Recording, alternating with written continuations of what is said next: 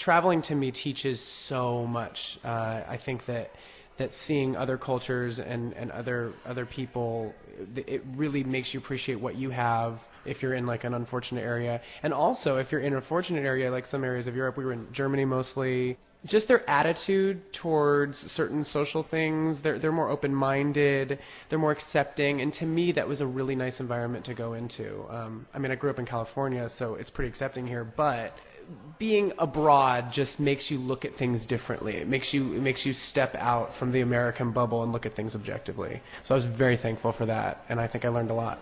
I believe that I can become a successful artist because I know who I am. I think that in past years, people have said to me, why don't you audition for American Idol? And I never really had a real reason. I just said, I don't know.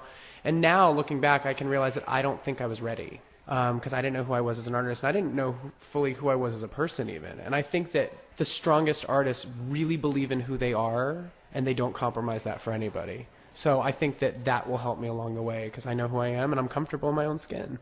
The feeling of getting on stage for the first time the other night, doing Satisfaction, was... there was so much adrenaline. Not only do we have the studio audience there, but I knew that the judges were watching it, and I knew that the audience at home, this was their first time to vote. So really the pressure was on. I kind of tune out. I tend to kind of like go into my own little world when I perform. It's the only way that I can like do it and stay in the moment. And then afterwards I realized, wow, this is it. This is my shot. There was so much riding on it. Out of all the comments, I was really happy with what the judges had to say. The comment that shocked me the most was definitely Randy comparing me to Edward Cullen. To me, that was unexpected, totally flattering, and kind of bizarre all at the same time. I'm a fan of the Twilight books, so I was definitely flattered. I'm excited that I made it to the top 12. I've wanted this for a really long time, and it's finally coming true. And I'm having to pinch myself, and I have friends calling me, going, "Yeah!" And I'm getting excited about theme weeks and hearing rumors of certain mentors coming on, and I'm getting excited about choosing songs and getting free clothes and the whole process. The song selection process is tough. I think that's where I get the most stressed out. I'm pretty comfortable getting up on stage and singing, especially after rehearsing, and at that point you know what you're doing. You just have to be in the moment. The song selection part is where you really have to use your brain. That's the strategic part of this show.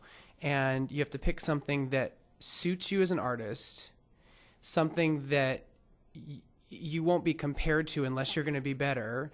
And thirdly, if you're going to be compared, you want to be associated with the right kind of artist. For me, during Hollywood Week, I chose Cher's Believe because it was late. I wanted to do a song that I knew the words to. I wanted to do something no one else was doing. I wanted to take a risk. So I chose that song. And in hindsight, I felt like I sang it well, but I also realized that being associated with Cher might not have been exactly...